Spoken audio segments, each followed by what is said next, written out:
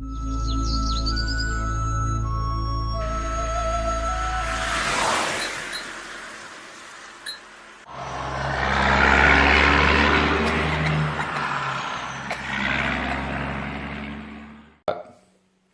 up, YouTube?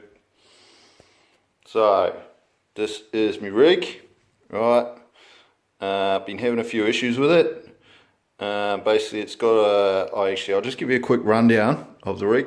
Okay, it's a Roven Baja, so it's the clone one. It's not the HPI one, but they're pretty much identical, apart from the motor. This one's actually got the 29cc Zenoa motor in it. You can see it's got the. I just took the pull start off this one over here, which is my parts car. It's a brand new car. It's never been run. So yeah, it's got the 29cc Zenoa in it. So you can see by the cover there. It's the Zenoa motor. It's got the HPI slipper clutch on there. I don't race it, so I might even just take that off. To me, it's a little bit pointless. It just seems like a whole lot more weight that little motor's got to try and spin up, because I mean, you end up having like a big steel gear here and a whole bunch of clutch plates, when normally it's just got the plastic gear on there. So to me, it's just like putting a big heavy flywheel on it. So I'm probably actually going to take that off. And pretty much the only other thing that's been done to it is I've put like a strengthening brace, this one here, so you can. What actually happens if you hit a tree or something in them, they bend through here. And so what you can do is, if you can get a spare one of these chassis plates, which I've taken off this one here, and you cut the ends off it, and then you just bolt it down, so then you've got double that thickness through there. So it just strengthens it up a little bit. Obviously you have to cut them off here so that it doesn't change the servo angle in here, because obviously if you left that on there as standard, it'll lift this whole thing up and it'll change the servo angle, and it's pretty extreme on these anyway. I think you can actually get a replacement that arm. You can replace that arm there, and it changes the servo angle to one that's a little bit better. Pretty much the only other thing that I've done to it is just put this aftermarket battery monitor on there. So rather than have a kill switch, you can just see if the battery's getting low on the radio gear, and then that stops it from running away on you when it runs out of range or something like that. So that's the rig. Been having a few issues with it. Is basically it's got a big flat spot down low, and I couldn't figure it out. I've got some footage here of it. I'll just show you.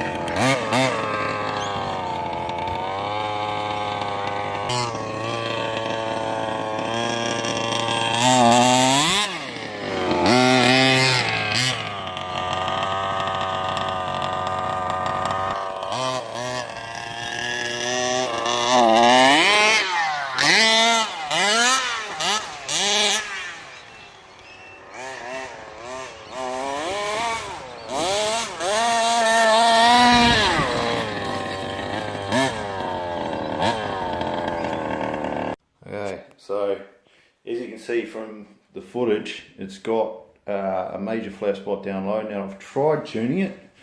I messed around with it for ages. I messed around with it. So you got you can't really see that, but you've got your low speed jet in here, and you've got your high speed jet. I messed around with the low speed jet a lot. I'll put it back to the factory settings. Couldn't get it right. So basically I'd pretty much given up on it until I was loading it back into the car, and I've seen this here. Yeah, I don't know if you can see that. I'll try and go around here so it's in the light. But there's a lot of oil coming out around the exhaust manifold here. And after a little bit of research on the net, apparently that can cause that flat spot, like it's just a big air leak. So basically the mission today is take the exhaust off, take the big power pipe off. I'm going to assume that the gasket the same on this one.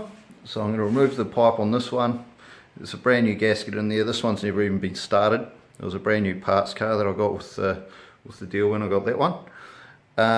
So yeah, I'm going to take the exhaust off here, take the gasket out of there, put it on here, take it back to the skate park, and hopefully tear some holes in the ground. Cool. Let's hook in.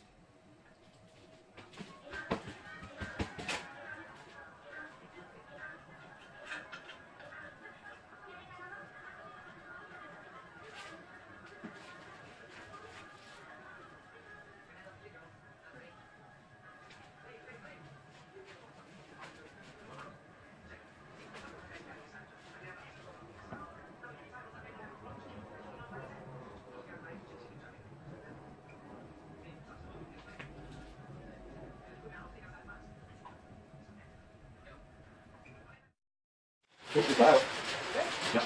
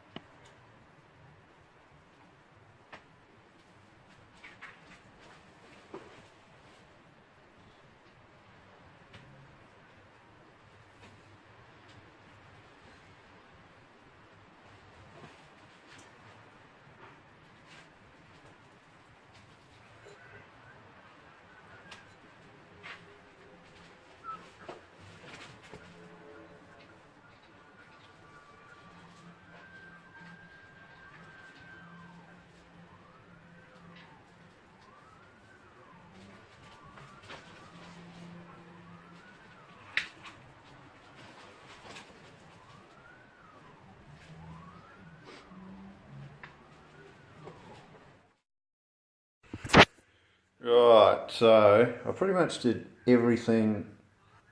Well, I didn't do everything wrong, but I could have done that a whole lot better. But yeah, I've never really pulled one of these things apart before. So basically what happened is, this right here, it was bent through here. And so basically what I've done is that I've straightened that out. I've taken the gasket off this one and just put an extra gasket in there, tightened it right up, and hopefully that'll fix it. We'll take it down the park and see if we can get rid of that flat spot, get this thing running. Yeah, ain't that pretty?